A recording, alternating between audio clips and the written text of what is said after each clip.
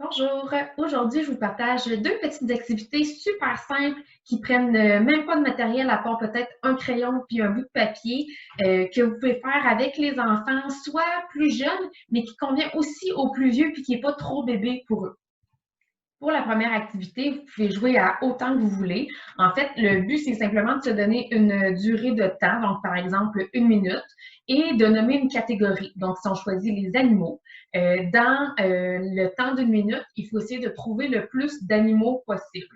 Et là, on peut jouer en équipe, on peut jouer contre, tout le monde contre. C'est sûr qu'avec les enfants qui sont plus vieux, c'est le fun parce qu'ils peuvent écrire. Donc, on écrit chacun pendant 1 minute tous les animaux qui nous passent par la tête et à la fin, on compare nos feuilles pour voir qui en a trouvé le plus. On peut rajouter une difficulté aussi en disant que si quelqu'un d'autre a mis le même mot que nous, il n'est pas bon. Donc, par exemple, si j'ai mis le mot singe et quelqu'un d'autre aussi a mis le mot singe, ça ne me donne pas de point. Alors que si je suis la seule à avoir mis hippopotame, j'aurais mon point. Donc, ça peut forcer encore plus à aller chercher des mots dans sa tête, à réfléchir. Pour les enfants qui sont trop jeunes et qui ne savent pas encore écrire, on peut leur dire de simplement faire un petit dessin pour qu'ils se souviennent de ce qu'ils voulaient nous dire, ou bien de chuchoter dans l'oreille de l'adulte pour qu'il écrive pour lui s'il est en train de jouer contre ses frères et sœurs, par exemple, pour pas qu'il dise à haute voix ses réponses puis qu'il se les fasse voler. Pour les plus jeunes, on peut y aller avec des catégories comme les animaux, les vêtements, la nourriture, les moyens de transport. Et l'enfant, plus il vieillit, plus on peut y aller avec des catégories plus difficiles. Par exemple, on pourrait dire en 1 minute, il faut qu'on trouve le plus de pays possible, le plus de, je sais pas, de langues parlées au monde, de métiers, de sports. Donc, on peut y aller vraiment comme on veut. Puis selon les intérêts de l'enfant aussi. Si l'enfant, lui, c'est les sortes de voitures qui l'intéressent, ben, on peut dire en 1 minute, on nomme le plus de sortes de voitures qu'on connaît.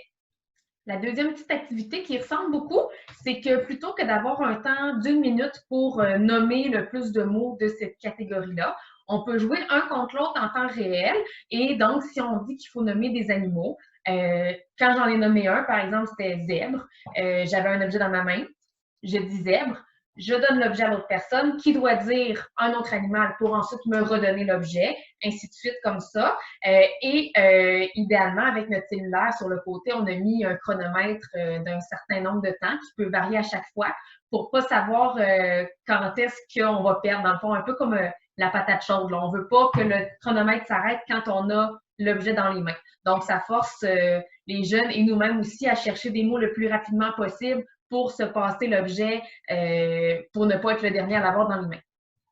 Donc, encore une fois, on peut y aller avec des catégories plus simples, comme plus complexes pour les plus vieux.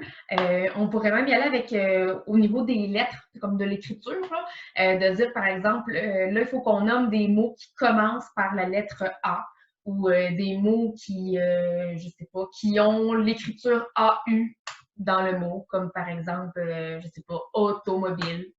Donc, vous pouvez vraiment y aller avec tout ce que vous voulez faire, en fait.